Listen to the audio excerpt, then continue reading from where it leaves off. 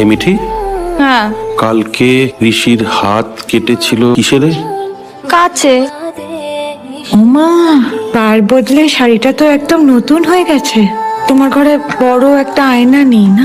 নেই আন্টি, কিন্তু হতে কতক্ষণ? ধরো তো।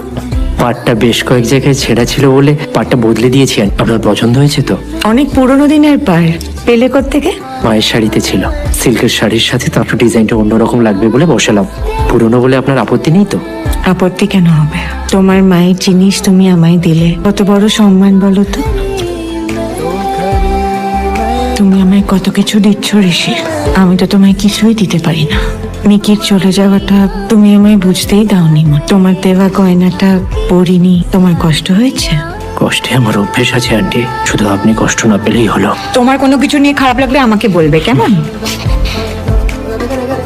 ঘরে চলো মা।